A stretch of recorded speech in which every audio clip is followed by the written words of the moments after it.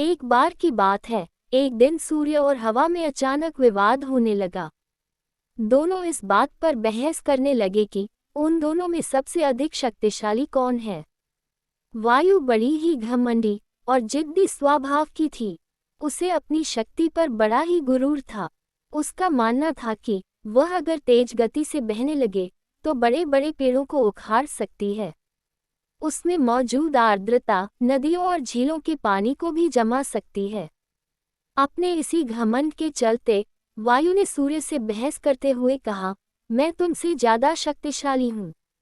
मैं चाहूँ तो किसी को भी अपने झोंके से हिला सकती हूँ। सूर्य ने हवा की बात मानने से इनकार कर दिया और कहा, बड़े ही शांत तरीके से कहा, देखो कभी भी अपने पर घमंड नहीं करना चाहिए। हवा ये सुनकर चिढ़ गई और खुद को ज्यादा शक्तिशाली बताती रही। इस पर दोनों आपस में बहस कर ही रहे थे कि उन्हें तभी रास्ते में एक आदमी दिखाई दिया। उस आदमी ने कोट पहना हुआ था। उसे देखकर सूर्य के मन में एक योजना आई। उसने हवा से कहा, जो भी इस आदमी को उसका कोट उतारने के लिए मजबूर कर देगा, उसे ही अधिक शक्तिशाली माना जाएगा। हवा ने बात मान ली और कहा, ठीक है, सबसे पहले मैं कोशिश करूंगी, तब तक तुम बादलों में छिप जाओ। सूर्य बादलों के पीछे छिप गया।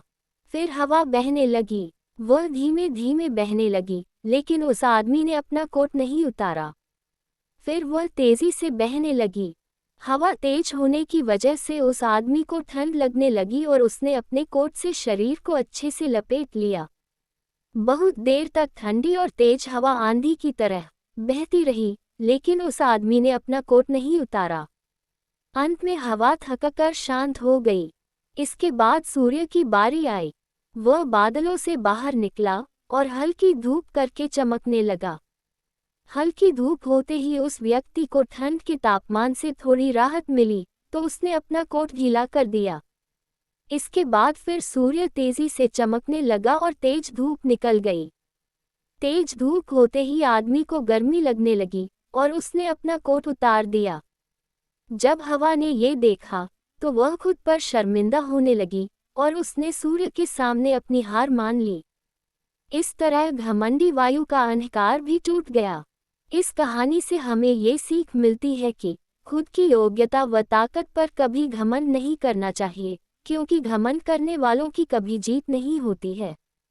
दोस्तों, कहानी अच्छी लगी हो तो लाइक, शेयर, कमेंट करें और चैनल को सब्सक्राइब जरूर करें। धन्यवाद।